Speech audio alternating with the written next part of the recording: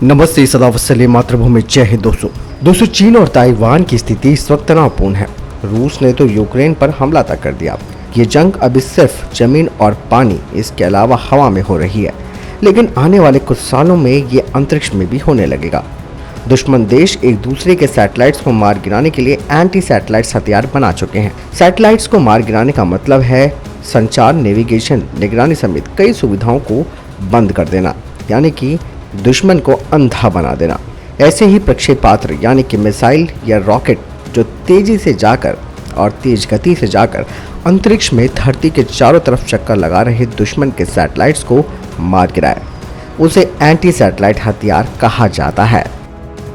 बात 1957 की है, जब सोवियत संघ ने दुनिया का पहला सैटेलाइट स्पुतनिक को लॉन्च किया था। अमेरिका को लगा कि शीत युद्ध में दुश्मन धरती की कक्षा में परमाणु हथियार से संपन्न सैटेलाइट तैनात कर रहा है। तब अमेरिका ने पहला एसेट बनाया, यानी कि एंटी सैटेलाइट हथियार। ये हवा से लॉन्च की जाने वाली बैलिस्टिक मिसाइल थी, जिसका नाम था बोल्ट ओरियन।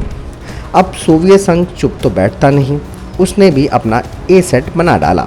उन्होंने इसे नाम दिया को ऑर्बिटल्स।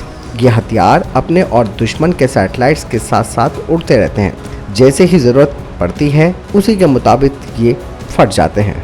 साथ ही ये अपनी या फिर दुश्मन के सैटेलाइट्स को ख़त्म कर देते हैं। और इसी तकनीक पर तब से काम चल ही रहा है, जो कि विकसित हो रहा है। साल 2007 में चीन ने इस रेस में अपने आप को शामिल कर लिया। उसने अपने बैलिस्टिक मिसाइल से अंतरिक्ष में अपने पुराने सैटेलाइट्स को मार गिराया, जिसकी वजह से अंतरिक्ष में काफ़ी ज़्यादा कचरा फैल गया। साल 2019 में भारत ने भी मिशन शक्ति के तहत अपने पुराने सैटेलाइट्स को बैलिस्टिक मिसाइल से मार गिराया था। अप्रैल 2022 में अमेरिका पहला देश बना जिसने मिसाइलों से सैटेलाइट्स को मारना प्रतिबंधित किया। दरअसल एसेट को प्रमुख तौर पर दो तरह से बांटा जा सकता है। एक वो जो ताकतवर तरीके से हमला करते हैं, दूसरे वो जो नहीं करते। एसेट की काइनेटिक ऊर्जा का फायदा उठाकर उसे किसी सैटेलाइट से टकरा दिया जाए तो सैटेलाइट खत्म हो जाती है। दूसरे होते हैं नॉन काइनेटिक हथियार, यानी कि इसमें किसी तरह के मिसाइल, रॉकेट या ड्रोन का उपयोग नहीं करते, बल्कि साइबर अटैक किया जाता है। सैटेलाइट्स को लेज़र के जरिए बेकार कर दिया जाता है।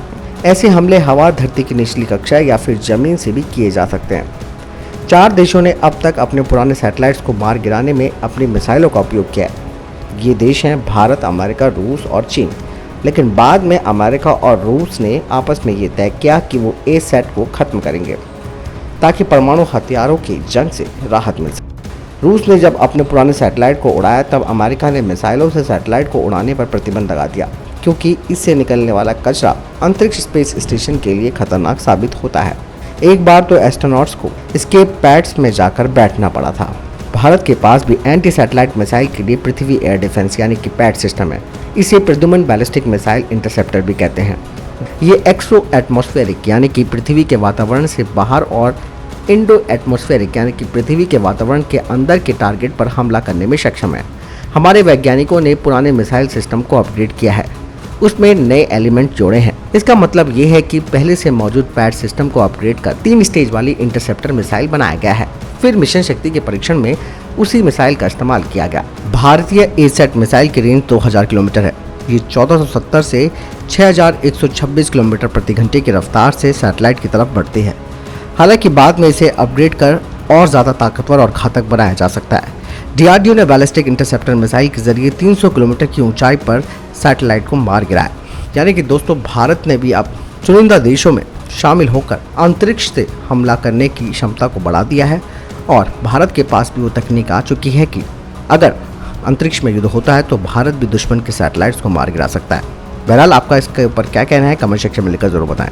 मिलता है नई जानकारी के साथ। नमस्कार।